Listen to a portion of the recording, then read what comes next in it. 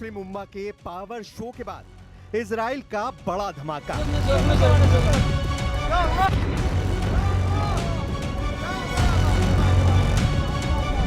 Double front पर बमबारी कर नेतन्याहू का 57 देशों को चैलेंज। कतर का हिसाब बाकी है, ईरान तुर्की की अगली बारी है। 29 सितंबर अरब के नेटो से ट्रंप का एनकाउंटर।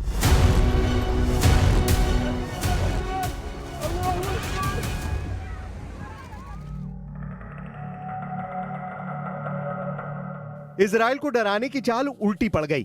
नेतन्याहू ने 57 देशों की धमकियों का जवाब धमाके से दिया है। इजराइल फिर भड़क उठा है।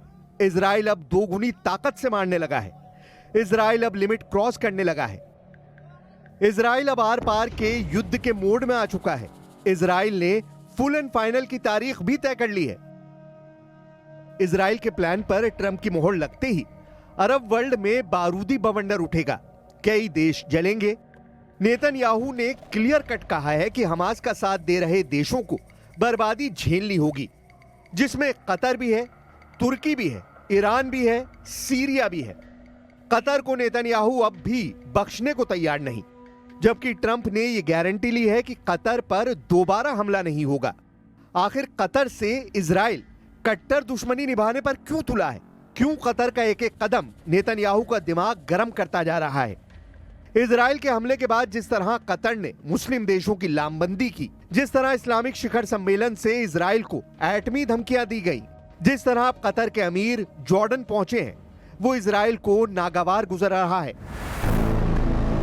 कतर के अमीर शेख तमीम बिन हमाद अल थानी ने जॉर्डन के किंग अब्दुल्ला सेकंड और क्राउन प्रिंस हुसैन अब्दुल्ला से मुलाकात की है।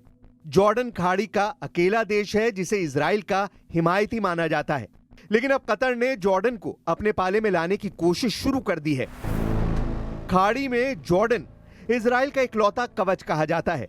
जब भी इजराइल पर हमला हुआ, जॉर्डन ढाल बना। अप्रैल 2024 में जब ईरान ने इजराइल पर मिसाइलों की बौछार शुरू की थी, तब किंग अब्दुल्ला ने अपनी एयरफोर्स इजराइल को बचाने में लगा दी थी। अब उसी जॉर्डन को कतर अरब के नेटो में शामिल करवाने की कोशिश कर रहा है। जाहिर है नेतन्याहू यह कतई बर्दाश्त नहीं कर सकते, इसलिए उन्होंने कतर पर दोबारा हमले से इंकार नहीं किया है। पीएम नेतन्याहू ने यह भी साफ किया कि इजराइल सभी फ्रंट पर दुश्मन के खात्मे तक बारूद बरसाता रहेगा।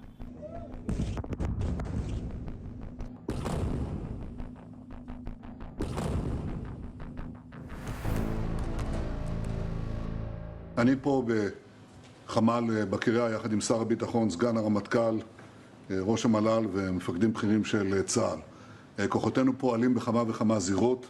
לפני דקות אחדות הטייסים שלנו תקפו את נמל חודדה בתימן, זה נמל האספקה הראשי של משטר הטרור של החות'ים.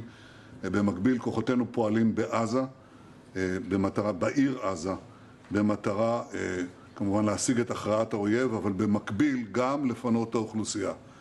ואנחנו עושים מאמצים כרגע לפתוח צירים נוספים כדי לאפשר פינוי מהיר יותר של האוכלוסייה העזתית, להפריד אותם מהטרוריסטים שאותם אנחנו רוצים לתקוף.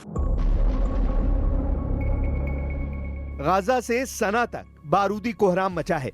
इजराइल दुश्मनों को मातम मनाने का मौका भी नहीं दे रहा। यमन के सना में जब हूती लड़ाके 30 ताबूतों के साथ गम में डूबे थे, जब अंतिम संस्कार हो रहा था, तभी इजराइल ने हमले का सेकेंड राउंड शुरू कर दिया। हूती फाइटर्स के चीथड़े उड़ाने के लिए इजराइल ने मिसाइलों की बौछार कर दी।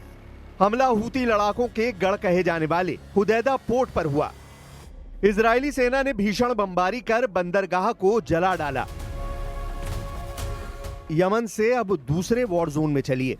गाजा में टैंक दौड़ रहे हैं, बारूदी गोले दागे जा रहे हैं, हर तरफ सिर्फ मौत है। जो लोग टैंक की मार से बच रहे हैं, इजराइल उन्हें जंगी जेट से मिसाइल दाग कर भस्म कर दे रहा है।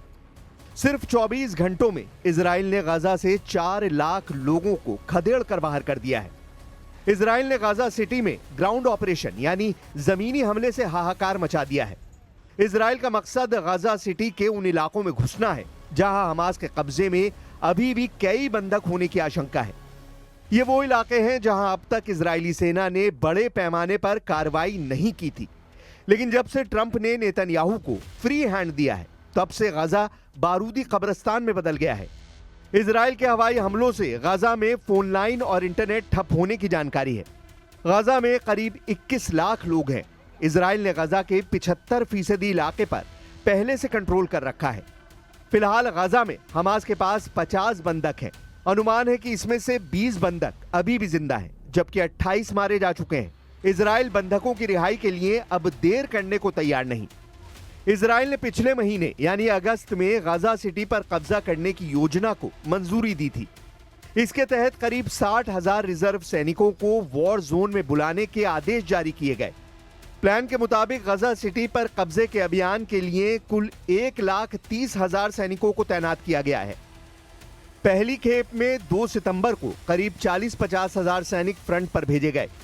दूसरी खेप नवंबर-दिसंबर और तीसरी फरवरी-मार्च 2026 में जरूरत पड़ने पर बुलाई जाएगी। नेतन्याहू ने इस मिशन को गिदोन्स चैरियट बी नाम दिया है। गाजा युद्ध का फैसला करीब करीब फाइनल है। हमास के बचने की कोई उम्मीद नहीं दिख रही, क्योंकि प्रेसिडेंट ट्रंप भी ऐसा ही चाहते हैं। ट्रंप ने 29 सितंबर को नेतन्याहू को एक बार फिर बुलाया है। व्हाइट हाउस में ट्रंप और नेतन्याहू की मीटिंग बंधक रिहाई के साथ साथ कतर पर भी होगी। नेतन्याहू संयुक्त राष्ट्र महासभा में संबोधन के 3 दिन बाद ट्रंप से मिलेंगे। नेतन्याहू को प्रेसिडेंट ट्रंप ने फोन कॉल कर मुलाकात के लिए कहा है। ट्रंप के दूसरे कार्यकाल की शुरुआत के बाद से व्हाइट हाउस में नेतन्याहू के साथ उनकी ये चौथी मुलाकात होगी। אבל כיוון ששאלת על הנשיא טראמפ, היו לי כמה שיחות איתו אחרי התקיפה, וכולן היו טובות מאוד, כולל שיחתנו אתמול.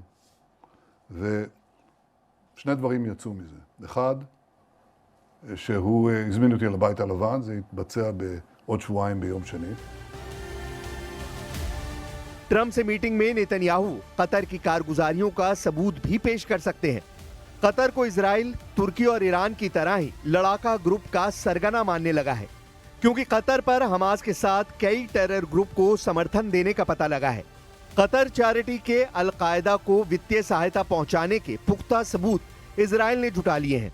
सीरिया में अल-नुसरा फ्रंट को बशर अल-असद के खिलाफ तख्ता पलट में कतर की मदद का भी शक है।